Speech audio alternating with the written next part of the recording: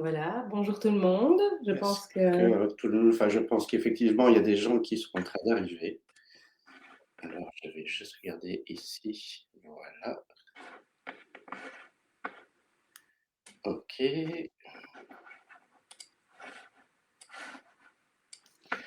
Bonjour Charlotte. bonjour.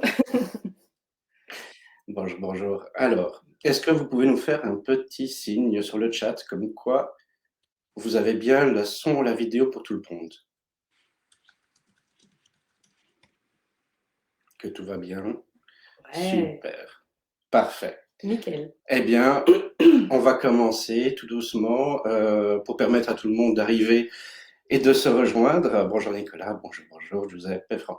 Alors, bienvenue. Nous, c'est Biwi. Biwi, c'est une association qui a été créée justement pour les créatifs de l'événementiel. Et aujourd'hui, on est avec un webinaire pour vous permettre de développer vos contrats, de développer quelque chose qui puisse vous servir alors que généralement, on est avec je veux dire quelque chose qui vous retient sur la terre. Voilà. Alors, pourquoi? Parce que personnellement, je suis photographe de mariage, ou du moins avant, oui, j'étais photographe de mariage, et j'ai eu l'opportunité de toujours vendre du rêve à mes futurs mariés, parce que c'est ça la photo, selon moi. C'est un moment de rêve, le jour d'un mariage de rêve. Et au moment d'arriver au contrat, il y avait ce retour sur terre qui coupe un petit peu les ailes, je trouve. Et aujourd'hui, on est avec Anne Mohin, juriste d'entreprise et qui est fondatrice du bureau Legal Design, qui accepte de répondre à vos questions et de vous présenter ce que c'est que le Legal Design et comment ça peut booster justement vos conditions générales. Donc voilà, je vais lui laisser la parole. Et Anne, c'est à toi. Bonjour à tous, bienvenue dans ce webinaire. Comme vous l'avez vu, vous avez un chat à côté. Donc moi, je vais rester avec vous pendant une petite dizaine de slides. On essaie de rendre ça convivial et pas insupportable, comme peut le sembler le droit. Alors vous êtes bien tombé puisque Legal PME a cette chouette réputation de rendre le droit sexy. C'est quelque chose qu'on nous fait souvent comme retour. Donc j'espère que vous, métier créatif, vous allez en profiter, en tirer quelque chose qui pourra vous servir, mais surtout vous protéger. Donc ce webinaire, je l'ai intitulé « Le droit commercial des métiers créatifs ». Nous allons avoir un petit ordre du jour qui est celui-ci. Nous allons voir quel document de base il est indispensable pour tout métier. Donc vous êtes des créatifs, c'est vrai, mais avant tout, vous êtes des prestataires de services, vous êtes des rêveurs, probablement pour une partie d'entre vous, mais malheureusement, il faut à certains moments les pieds sur terre, parce qu'on a tous et toutes déjà été confrontés à un client qui annule sans explication une prestation qui était prévue. Donc on va un petit peu parcourir les documents de base. Je vais vous donner une série de trucs et astuces. Ce n'est pas pour autant que vous saurez spécifiquement rédiger vos conditions générales de vente à vous-même par exemple, mais en tout cas, vous aurez les éléments qui doivent vous servir de point d'attention. On va faire un petit focus sur vos droits d'auteur, le droit d'auteur, les droits d'auteur que vous avez en tant que créatif et comment vous protéger, si c'est nécessaire ou pas de le faire. On va parcourir certains contrats que vous devez absolument conclure en tant qu'auteur. On va parcourir votre droit à l'image. Donc vous avez peut-être du droit à l'image en tant que personne, mais vous utilisez peut-être l'image de certaines personnes et vous devez respecter ce droit à l'image avec le fameux RGPD qui est entré en vigueur il y a maintenant plus de 2 ans, même 3 ans, il est nécessaire de respecter encore plus ce droit à l'image. On va bien sûr parler de legal design, puisque Legal PME est connu pour son legal design. Et puis, on fera un focus de, pour aller plus loin, ce qu'on vous réserve pour la suite. Donc, je l'ai déjà dit, je le redis, la petite madame en bas à gauche de l'écran vous le dit aussi. N'hésitez pas à me poser vos questions via les messages. J'essaierai d'y répondre au fur et à mesure et éventuellement toutes celles qui ne sont pas répondues seront conservées pour la fin de la présentation. On y va ensemble. Alors, qu'est-ce que vous devez avoir comme document de base? Finalement, beaucoup d'entreprises devraient avoir ce document de base. Il y en a 3. Ils ne sont pas tous obligatoires. Il n'y en a qu'un seul qui est obligatoire, ce sont vos conditions générales de vente. Alors, en tant que tel, est-ce que ces fameuses conditions générales de vente sont obligatoires? On y revient dans quelques minutes. Première chose qui est vraiment utile dans vos métiers, c'est le bon de commande.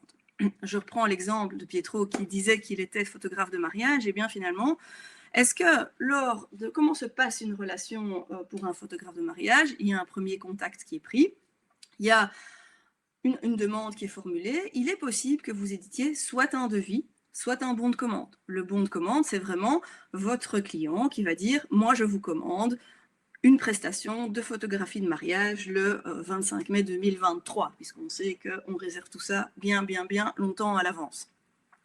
Donc ce bon de commande va finalement donner le cadre de ce qui peut être fait, ce qui sera commandé par vos clients. Alors la différence entre une bon de commande et un devis, c'est que le bon de commande n'est pas en tant que tel le contrat, c'est la volonté de commander quelque chose, là où un devis signé constitue votre contrat. Donc voilà, ça peut être utile dans vos métiers de fonctionner plutôt avec des bons de commande qui vous permettent d'avoir la main sur des choses qui pourraient éventuellement changer après également. Deuxième document, ce sont les conditions générales de vente.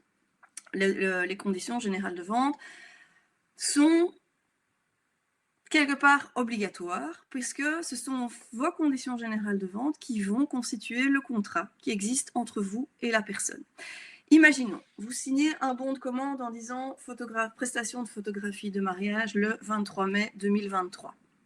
Il n'y a pas grand-chose finalement dans ce bon de commande puisque c'est simplement une demande d'assurer une prestation ce jour-là. La question va se poser, c'est comment c'est payé? Comment sont protégés vos droits d'auteur? Qu'est-ce qu'on fait en cas d'annulation? Qu'est-ce qu'on fait en cas de changement de date? Qu'est-ce qu'on fait si malheureusement il pleut et que les conditions de photo ne sont pas l'idéal et que finalement les mariés ne sont pas contents des photos que vous faites alors que vous n'en êtes pas responsable. Qu'est-ce qu'on fait en cas de retour? Est-ce que vous pouvez utiliser les photos à titre de référence, etc. Tous ces éléments-là doivent être repris dans vos conditions générales de vente. Alors oui, ça peut paraître rébarbatif, mais via le legal design, on peut revenir finalement à quelque chose qui est beaucoup plus ludique, beaucoup plus facile à comprendre et beaucoup plus agréable à signer aussi pour les futurs mariés, puisque effectivement, des métiers créatifs, finalement, par la création, on est souvent sur quelque chose qui a envie de nous faire dire waouh, et pas se retrouver avec un texte juridique pénible à lire et compliqué. Troisième document de base qui est recommandé, mais qui n'est pas obligatoire si vous avez déjà des conditions générales de vente, c'est un contrat. Le contrat, finalement, il vient préciser des conditions générales de vente et éventuellement déroger à ces conditions générales de vente. Si vous n'en avez pas, si vous n'avez pas de conditions générales de vente, il est indispensable d'avoir un contrat. À l'inverse, si vous n'avez pas de contrat, mais si vous avez des conditions générales de vente, ce n'est pas grave, parce que vos conditions générales constituent votre contrat. Dans ces trois documents, il y aura des mentions relatives à la propriété intellectuelle. Donc, qu'est-ce que vous pouvez faire des photos? À qui appartiennent-elles? Qu'est-ce que les personnes à qui vous les donnez peuvent faire? Alors, ça marche pour des photos, mais ça marche pour plein d'autres choses. Hein. Ça peut marcher pour des photos, ça peut marcher pour des tableaux, ça peut marcher pour du graphisme, ça peut marcher pour toute une série de choses, évidemment, tout ce que je viens de dire. Donc, trois documents de base à réfléchir dans ce que vous pourriez avoir. Votre bon de commande, les conditions générales de vente, et éventuellement un contrat. L'avantage des conditions générales de vente, c'est que bien souvent, elles ne sont pas lues dans leur entièreté. Ça veut dire que ça rend les choses plus habituelles. Quand vous donnez aux personnes pour qui vous allez travailler un contrat qui fait 5 pages, on a tendance à se méfier de ce qu'il y a dedans. Quand ce sont des conditions générales de vente, ce sont toutes les mêmes pour tout le monde. Vous pouvez également les reprendre sur votre site web et faire une référence à votre site web. Ça veut dire qu'elles ne sont pas forcément remises à vos clients. Par contre, votre client doit bien déclarer qu'il en a pris connaissance ou qu'il en prendra connaissance. Donc, attention aux mentions que vous reprenez dedans. En matière de propriété intellectuelle, donc, on retient bien 3 documents, le bon de commande, les conditions générales de vente, les contrats. 2 documents qui ne sont pas obligatoires, le bon de commande et le contrat. Un document qui est obligatoire et à défaut, vous pourriez avoir de gros soucis, c'est les conditions générales de vente. Alors, dans vos métiers créatifs, vous avez un élément qui est fondamental, c'est la propriété intellectuelle. La propriété intellectuelle, c'est quoi? Est constituée de 2 choses, cette propriété intellectuelle. Les droits d'auteur et ce qu'on appelle les droits voisins, et le droit à l'image. Les droits d'auteur. Alors, les droits d'auteur, vous êtes peut-être sensibilisé, vous savez peut-être en partie ce que c'est, ou pas. Alors, les droits d'auteur recouvrent deux types de droits. On parle des droits patrimoniaux et des droits moraux. Les droits patrimoniaux, c'est tout ce qui va générer de l'argent quelque part, quelque chose qui va générer du financier. C'est le droit de reproduire une œuvre, le droit de modifier une œuvre, le droit de distribuer une œuvre et le droit de communiquer une œuvre. Donc ça veut dire l'usage qu'on va faire de ce que vous avez créé. Je reprends un exemple, une photo. Eh bien, les droits patrimoniaux, c'est l'usage de la photo, la diffusion de la photo, la reproduction de la photo, la communication de la photo. Ça marche, on peut le prendre même dans mon milieu à moi juridique, j'ai des droits d'auteur sur les contrats qu'on émet. On ne peut pas faire tout et n'importe quoi avec les documents qui sont émis par Legal PME au profit de ses clients. Il y a également des droits d'auteur. Deuxième élément en matière de droits d'auteur, c'est ce qu'on appelle les droits moraux. Les droits moraux, c'est le fait qu'on ait créé l'œuvre. Et celui-là, il existe et il vous appartiendra toujours. C'est vraiment le fait d'avoir réalisé l'élément intellectuel qui fait qu'on a créé une œuvre. Il ne peut jamais être cédé. On y revient dans quelques minutes. Pour avoir des droits d'auteur, il y a quand même 3 conditions à respecter. Le premier, c'est que l'œuvre qui est créée, ce que vous avez créé, doit être le résultat d'une activité créative. Donc vous avez créé quelque chose, vous avez fait un raisonnement intellectuel qui est amené à la création d'une œuvre. D'aller copier quelque chose, ce ne sera pas le résultat d'une activité créative. Faire une photo, eh bien, vous créez quelque chose. Faire un tableau, vous créez quelque chose. Faire un logo pour une entreprise, vous créez quelque chose. Ça veut dire que s'il y a des graphistes parmi vous, je ne connais pas vos professions, mais s'il y a des graphistes parmi vous, vous avez la propriété intellectuelle sur les logos que vous créez pour les entreprises éventuellement. À vous de voir ce que vous en faites, si vous cédez ou pas une partie de l'usage. Deuxième chose, c'est que cette activité créative doit avoir généré une œuvre qui est mise en forme. Alors, ce n'est pas simplement quelque chose qui reste flou que vous avez dans votre tête, mais ça doit être sorti. Donc, ça doit être sur du papier, ça peut être sur peu importe, hein, ça peut être du papier, du verre, ça peut être un format informatique, puisqu'on sait qu'aujourd'hui, on fonctionne beaucoup avec l'informatique. Ça peut être de n'importe quelle matière, finalement, mais ça doit être sorti, mis en forme, et ça ne peut pas rester juste une idée. Donc, ça veut dire que les idées ne sont pas soumises aux droits d'auteur. Donc, quand vous avez des idées d'activités, des idées d'œuvres créatives, etc., si vous voulez protéger votre idée, le seul moyen, c'est de ne pas en parler. Une idée se protège très, très peu. Il y a certaines exceptions où quand l'idée est proche d'être en forme, on peut en faire un dépôt, mais alors c'est payant. Mais le mieux, la meilleure manière de protéger une idée, c'est surtout de ne rien dire. Troisième condition pour qu'il y ait du droit d'auteur, c'est que votre activité créative doit être originale. Ça veut dire qu'elle doit prendre la patte de l'auteur, elle doit être innovante, nouvelle. On ne peut pas aller s'inspirer de un tableau. Prenons par exemple Picasso, hein, s'il y a des peintres ou des choses comme ça. Imaginez un tableau de Picasso, vous le réappropriez. Ça ne sera pas forcément soumis à des droits d'auteur puisque vous êtes allé chercher quelque chose qui existe. Par contre, si vous prenez un tableau de Picasso qui est juste une inspiration, vous aimez bien sa manière de réfléchir, la manière de voir les choses, sa manière de coucher sur toile certaines idées, mais que vous le réappropriez complètement, alors à ce moment-là, vous aurez des droits d'auteur puisque c'est votre réappropriation qui va être originale. Donc, une copie, grosso modo, n'est pas soumise à des droits d'auteur. Alors, pour vous protéger en matière de droit d'auteur, 2 éléments. Est-ce qu'il y a des formalités plutôt? Eh bien non, il n'y aura aucune formalité. Le droit d'auteur existe dès que vous avez répondu aux 3 conditions. Vous avez créé quelque chose, vous avez mis en forme et votre création est originale. Donc, aucune formalité à respecter. Il y a énormément d'utilisations qui ne peuvent pas être faites sans l'accord de son auteur. Donc, dans vos conditions générales de vente, c'est quelque chose qui m'est posé par un certain nombre de photographes, notamment, hein, c'est de dire, je fais des photos, je les donne. Alors, c'est souvent, maintenant, vous donnez les photos en format électronique, est-ce que mon client peut transformer mes photos? Même si ce n'est pas repris dans vos conditions générales de vente, que vous n'avez pas de contrat, votre client ne peut pas transformer vos photos. Sauf si vous lui avez cédé la partie droit patrimonial, donc de la colonne de gauche du slide que vous avez à l'écran pour l'instant, à ce moment-là, il pourra transformer la photo. Donc, c'est important pour vous d'être vigilant dans l'usage que vous permettez ou pas. Et donc, avant de rédiger tous vos documents, il faut avoir cet élément intellectuel qui est de dire qu'est-ce que je suis prêt à céder dans mon activité, quelles sont les conséquences. Si vous interdisez à des mariés à qui vous fournissez une clé USB avec toutes les photos ou un fichier en ligne pour lequel ils savent aller télécharger toutes les photos et que vous leur interdisez de les reproduire, vous allez avoir un problème. Puisque finalement, c'est quand même un des éléments, c'est de dire je peux reproduire les photos de mon mariage. On sait bien, il y a les remerciements, etc.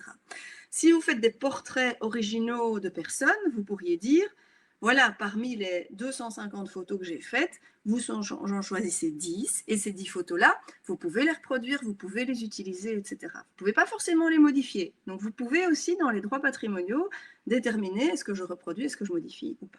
Donc, pensez bien à faire cette réflexion en amont de la rédaction de vos conditions générales de vente. Alors, maintenant, vous travaillez peut-être pour des entreprises. Ces entreprises-là, elles vont exiger de pouvoir utiliser ce que vous avez fait pour elles. Je prends un exemple. Vous êtes contacté par une entreprise active dans le textile. Cette entreprise active dans le textile vous demande de revoir tous ces visuels. Alors, parmi ces visuels, vous allez avoir un logo, vous allez avoir des cartes de visite, vous allez avoir des flyers, vous allez peut-être avoir un catalogue, vous allez avoir toute une série de choses que vous pourriez revoir. Il va vous être très difficile de dire à l'entreprise « j'ai des droits d'auteur sur tout ce que je vous fais, je vous interdis de l'utiliser ». Non. Dans un cas comme ça, vous allez devoir construire un contrat. Et donc là, on se retrouve éventuellement avec vos conditions générales de vente que vous avez pour la grande majorité de vos activités. Et puis vous allez venir avec le troisième élément qui était dans mon slide, un de mes slides précédents, qui est le contrat. Ce contrat va devoir reprendre un contenu obligatoire que vous allez devoir mentionner dedans. Premier élément, c'est de dire qu'est-ce que vous allez céder comme mode d'exploitation de vos œuvres. Est-ce qu'on va pouvoir les utiliser? Est-ce qu'on va pouvoir les modifier? Est-ce qu'on va pouvoir les reproduire? Est-ce qu'on va pouvoir les vendre éventuellement? Donc imaginez des catalogues que vous avez faits qui sont vendus. Donc dans des grosses entreprises de textile, ils vendent leurs catalogues parce qu'ils sont tellement énormes que le catalogue est payant.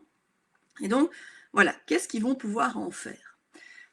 Deuxième élément que vous allez reprendre dans votre contrat, c'est combien vous allez payer pour cette exploitation. Ce n'est pas pour la prestation nécessairement que vous allez payer, parce qu'on va peut-être vous dire, eh ben voilà, je vous paye 6 732 € pour refaire tout le visuel de l'entreprise. Après, ce fameux contrat d'auteur va venir régler le paiement de vos droits d'auteur. Donc il y a non seulement la prestation qui va être rémunérée, mais vous pouvez convenir que tout usage des œuvres qui ont été faites, qui sera faite plutôt par votre client, va être rémunéré. Ce contrat doit être écrit, hein, ne pas oublier, et ce contrat doit également prévoir pendant combien de temps l'entreprise va devoir vous payer des droits d'auteur. Alors la législation, elle prévoit que les droits d'auteur existent jusqu'à 70 ans après la mort de l'auteur. Donc ça veut dire qu'aujourd'hui, dans les entreprises que j'accompagne, nous payons encore des droits d'auteur à des petits-neveux des auteurs. Donc c'est une réalité aujourd'hui. Et donc vous pouvez également réglementer tout ça par contrat pour quelque part aussi éviter des difficultés dans l'avenir. Alors ce contrat, je vous conseille de l'écrire de manière claire, d'accord? Donc d'aller vraiment dans la clarté, ne pas utiliser des phrases alambiquées. Pour autant que vos mentions sont bonnes et justifiées et complètes, il n'y a rien qui vous oblige à utiliser des phrases compliquées du genre « nonobstant l'usage que la législation prévoit où personne ne comprend rien ». Non, vous pourriez simplement dire « moi, photographe, j'autorise mon client, entreprise Intel, à faire l'usage suivant ». Vous faites une petite liste, moyennant rémunération de, et vous faites une petite liste. Il n'y a rien qui oblige à utiliser des termes compliqués. Ça, ce sont les juristes, enfin en tout cas une certaine catégorie de juristes, qui aiment bien des termes compliqués pour se conserver finalement le monopole de la rédaction de tous ces documents. J'ai Laura qui me pose une question, qui me dit est-ce qu'un contrat est le même qu'une licence de droit? Alors il faut faire attention, parce que derrière le terme licence, on met un petit peu tout et n'importe quoi. Une licence, effectivement, c'est l'autorisation d'utiliser des œuvres. Oui. Une licence, par contre, c'est une sorte de location. C'est une location qui est à terme défini. Et donc, derrière le terme licence, on peut avoir j'ai le droit de l'utiliser pendant 1 an, je cède de manière temporaire, je vous loue une certaine utilisation. Donc, on pourrait, en termes clairs, donc de manière légale, vous pouvez utiliser le terme licence si pour vous c'est clair, mais comme on met beaucoup de choses derrière le terme licence, c'est compliqué. Vous pourriez simplement utiliser utilisation des œuvres créées, c'est suffisant. Donc, on n'a pas besoin d'aller chercher des termes compliqués pour pouvoir expliquer. La première question, déjà Laura, ça m'interpelle parce que si vous vous posez la question est-ce que le contrat conclu pour les œuvres, pour exploiter une œuvre et la licence c'est la même chose, c'est que quelque part, dans votre tête, vous ne savez pas exactement ce que recouvre une licence. D'accord ? Dans les termes licence, on a beaucoup de choses. Donc, on achète une licence pour un logiciel, ça veut dire le droit d'utiliser le logiciel, mais l'auteur peut toujours revenir sur cette licence et donc modifier les prix, etc. Ici, on va aller beaucoup plus cadrant, on va être beaucoup plus clair dans la mesure où on va dire on peut faire tel et tel et tel et tel usage sans revenir spécifiquement dans 1 an. D'accord ? Le terme licence est quelque chose qui est utilisé beaucoup en France et qui est une traduction des termes anglo-saxons. Donc, vous pourriez tout à fait utiliser utilisation de l'œuvre. C'est beaucoup plus facile. Donc, j'ai envie de dire, Laura, oui, ça peut être la même chose, mais non, ça peut être différent selon ce qui est caché derrière votre terme de licence. Alors, donc Laura me précise, je l'utilise pour 2 ou 5 ans d'utilisation. Laura, je pense que dans l'invitation que vous avez reçue de Biwi, vous savez qu'il y a un atelier qui va suivre ces webinaires. Je vous propose de garder votre question pour cet atelier en espérant que vous puissiez y participer. Et donc, on pourra à ce moment-là discuter de ces termes très précis si ça vous convient.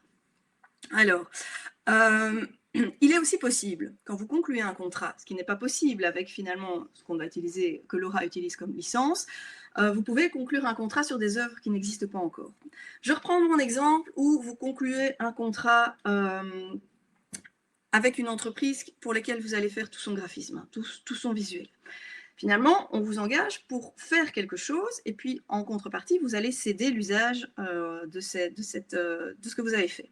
Eh bien, quelque part, vous concluez un contrat qui va permettre à l'entreprise d'utiliser ce que vous avez fait alors que ces œuvres n'utilisent pas, ces œuvres n'existent pas encore. D'accord ? Et donc, dans un cas comme ça, ce n'est pas possible de conclure une licence puisque l'œuvre n'existe pas encore. En tous les cas, la licence d'utilisation, elle est conclue après l'existence des œuvres. D'accord ? Donc, on peut utiliser quand même la notion de contrat d'utilisation des œuvres sera plus claire que le terme de licence, donc soyez vigilants. D'accord ? À ce niveau-là.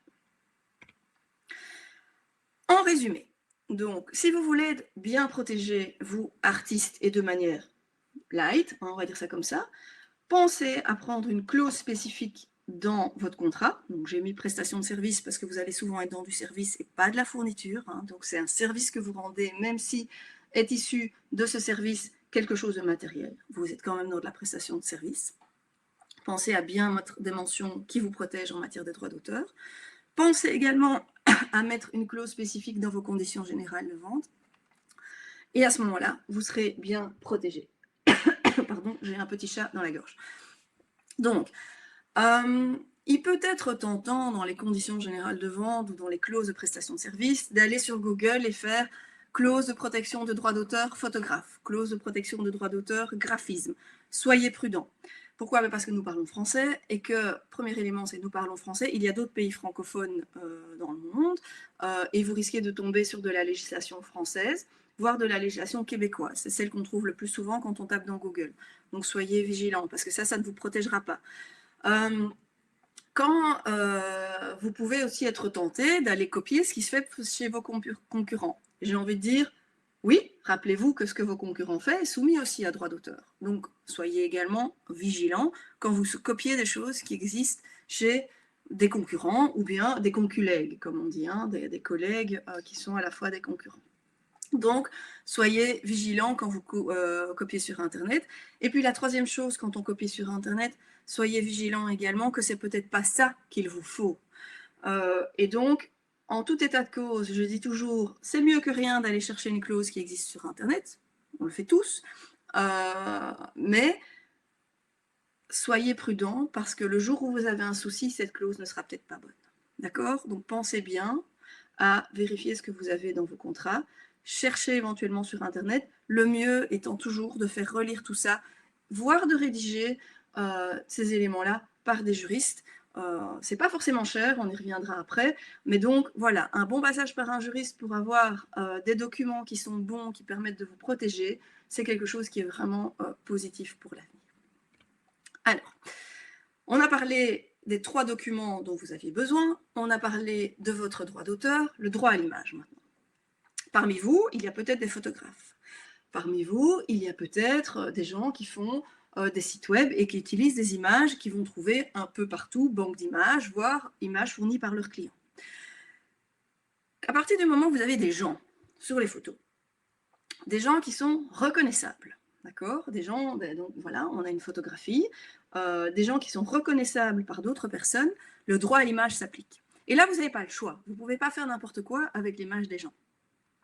Vous devez, en tout état de cause, avoir une autorisation, écrite ou orale, pour prendre, exposer, communiquer ou reproduire l'image de la personne. Alors, c'est facile d'avoir une autorisation orale. La difficulté de l'autorisation orale, c'est toujours la preuve. Quelqu'un qui va dire « Ah ben, veuillez retirer mon image de votre support », c'est compliqué de pouvoir prouver qu'on a vu l'autorisation orale de la personne. Cette autorisation doit en plus être très précise. Vous ne pouvez pas avoir une autorisation d'utilisation de droit à l'image qui va dire « J'autorise l'entreprise Intel à utiliser mon image ». Point. On y reviendra puisque je vous montre un formulaire de consentement juste après. Il faut que vous puissiez détailler l'usage qui va être fait de ce droit à l'image. Exemple, vous avez une page Facebook publique, voilà, hein, c'est une vitrine comme une autre. Vous utilisez l'image de la personne à titre de référence sur la page Facebook. Prudence, parce que la personne vous a peut-être autorisé à utiliser ça sur votre site web, mais pas forcément sur Facebook. De la même manière, il y a des gens qui ne veulent pas apparaître sur le web. Et donc, vous ne pourrez pas utiliser leur image. Imaginons que vous allez faire des photos d'un spectacle d'enfants, ou vous faites un reportage sur voilà, un spectacle de danse, d'une école de danse qui se passe, eh bien, vous devrez être vigilant dans l'utilisation que vous faites des images des enfants à avoir les accords, pas des enfants cette fois-ci, mais bien des parents. Ça doit en plus être des accords différenciés. Est-ce que je peux l'utiliser pour la vidéo qui est faite de l'école de danse? Est-ce que je peux l'utiliser pour la page Facebook? Est-ce que je peux l'utiliser pour le site internet? Est-ce que je peux l'utiliser pour un flyer? Etc., etc., etc. Et donc, la personne qui va donner l'accord pour utiliser son image va devoir cocher pour chaque utilisation si elle est d'accord ou pas d'accord. Ce droit à l'image existe pendant toute la vie de la personne et 20 ans après son décès. Donc on a vu que les droits d'auteur, c'était 70 ans après la mort de l'auteur. Ici, c'est 20 ans après le décès. Alors, il y a une petite restriction au niveau du droit à l'image, c'est que vous, quand on utilise l'image d'une personnalité publique, eh bien, il ne faut pas avoir une autorisation spécifique. L'autorisation est présumée, pour autant que les images aient été prises dans le cadre de son exercice public. Je prends un de nos ministres, hein, prenons n'importe lequel des ministres, prenons le ministre du Travail, de l'Emploi, par exemple, aujourd'hui. Ben, vous pourrez utiliser l'image d'un ministre qui va faire une conférence de presse, qui va se déplacer dans une entreprise pour aller voir comment ça se passe sans aucun problème. Vous ne pourrez pas utiliser une image volée d'un ministre en vacances. Ça, c'est interdit. Donc c'est un peu caricatural les bateaux, mais comme ça vous explique la différence entre la partie publique et la partie privée. Dans l'usage de Facebook qui est fait, si vous allez chercher des images, hein, quelles qu'elles soient, sur des réseaux sociaux, de la même manière, soyez vigilants. Est-ce que vous avez vraiment l'autorisation d'utiliser ces images? Donc, prudence. De la même manière, si c'est votre client qui vous fournit des images, assurez-vous que le client a bien l'autorisation, quand il y a des personnes qui interviennent sur ces images, d'utiliser les images des personnes. Pourquoi? Parce que comme c'est vous qui allez être à l'initiative de l'usage des images, même si c'est le client qui vous la fournit, à l'initiative de l'usage des images, c'est vous qui serez responsable en matière de droit à l'image. Donc, soyez vigilants. Alors, finalement, tout ça, ça peut sembler rébarbatif, mais il y a moyen, dans tous ces textes juridiques, on peut en faire quelque chose de convivial et de joli. Donc, on peut en faire quelque chose qui n'est pas du tout rébarbatif. Nous travaillons beaucoup en legal design. Donc, Legal PME travaille beaucoup en legal design.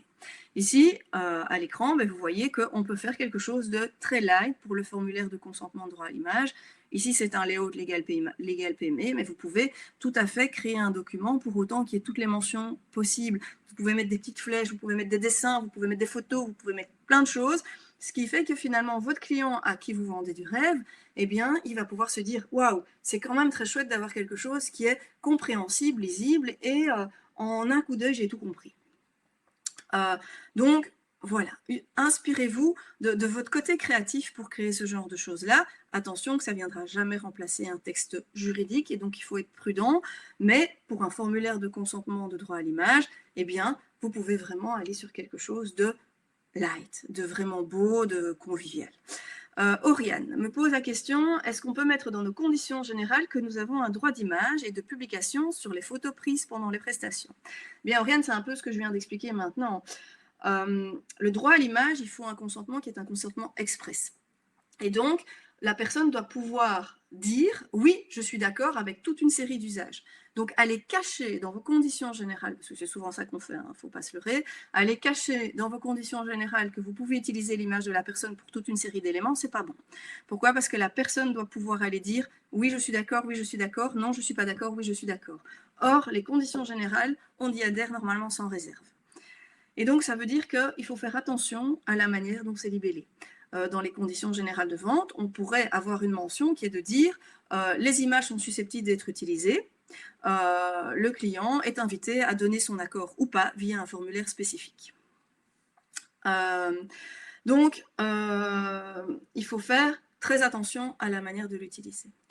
Alors, nous avons Émilie et Pietro qui, eux, me posent « et pour les invités d'un mariage ou de tout autre événement ?» Alors là, c'est toujours très compliqué pour les invités d'un mariage. En principe, quand vous êtes dans le cadre d'un mariage, ce sont les mariés qui vont donner leur accord. Tout dépend de l'usage qui va être fait, de nouveau. Et ce sont les mariés qui, quelque part, vont donner l'accord pour toutes les personnes qu'il y a autour d'eux. Ça veut dire qu'il faut être vigilant également dans la manière dont vous allez formuler les choses, que la responsabilité soit reportée sur les mariés et pas sur vous en tant que photographe. Ça dépend de nouveau de l'usage que vous allez faire, évidemment, de tous ces invités à un mariage.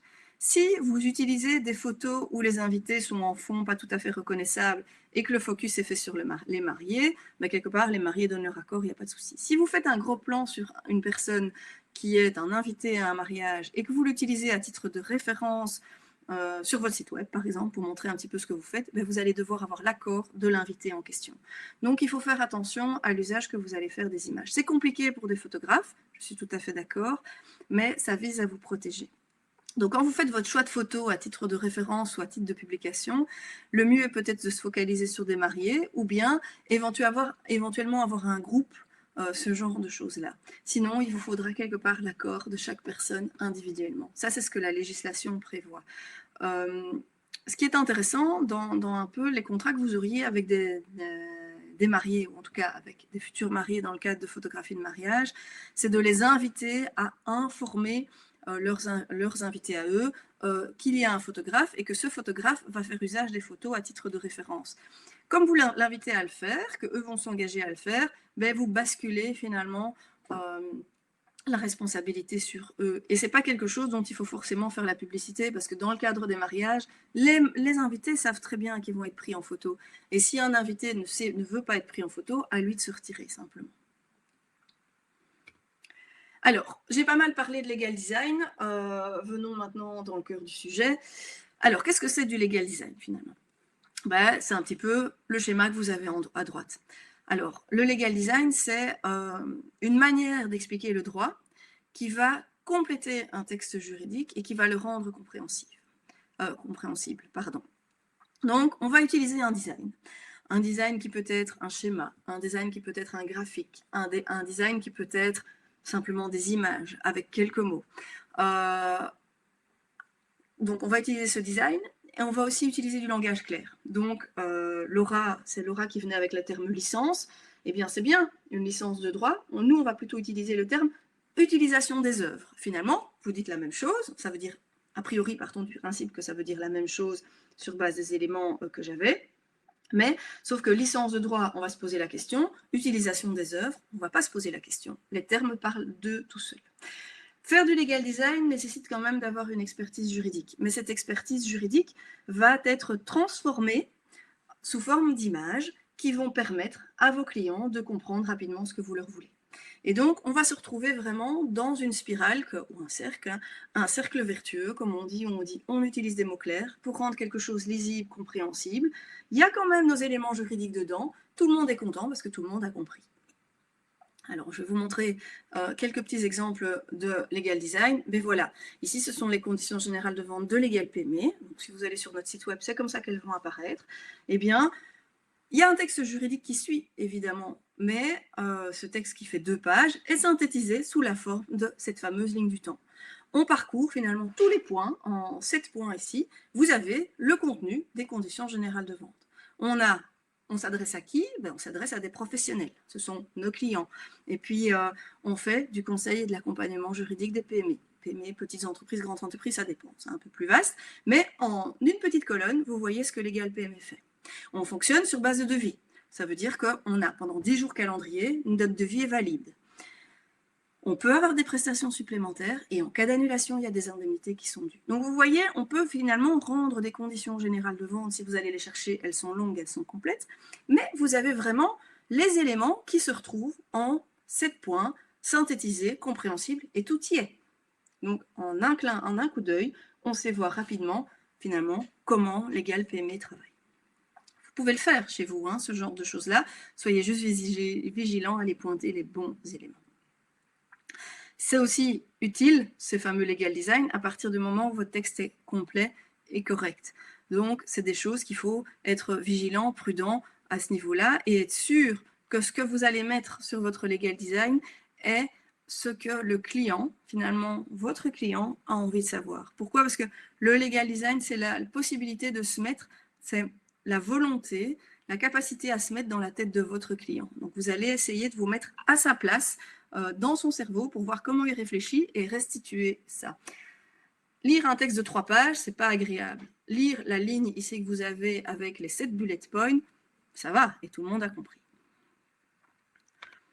Alors, en matière de convention de prestation de service, je suis désolée, elles sont plus petites, c'était aussi pour protéger un minimum nos droits d'auteur, évidemment. Vous pouvez les présenter comme ça. Donc voilà, on a de nouveau 7-8 points.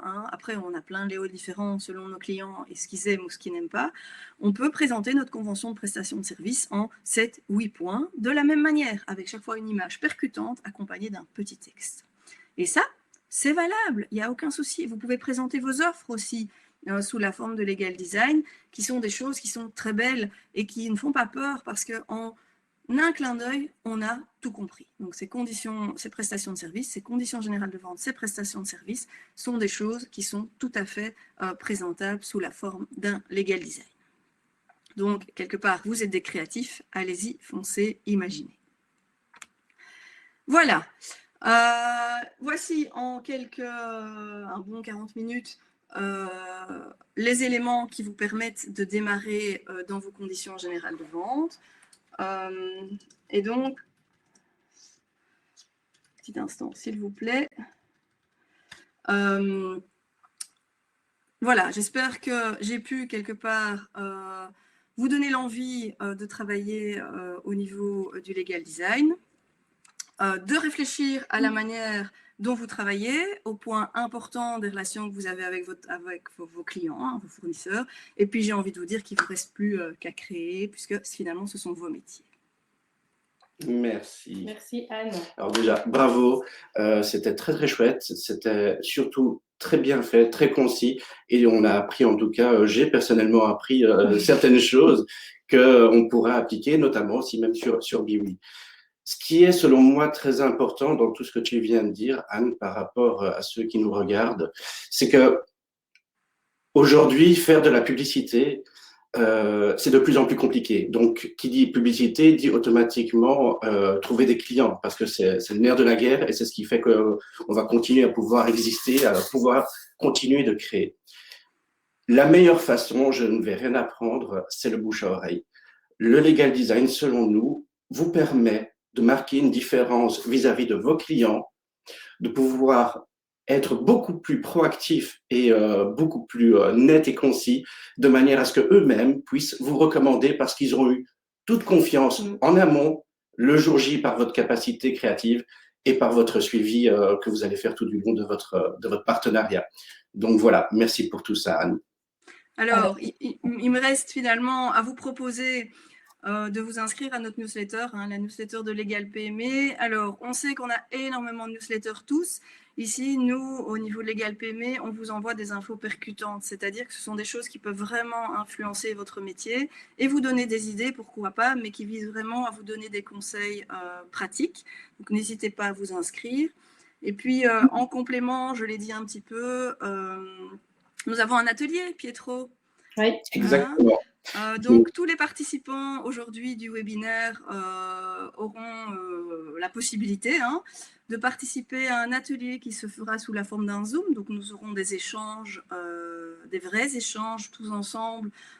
C'est le 12 mai, si je ne me trompe pas, à 9h30.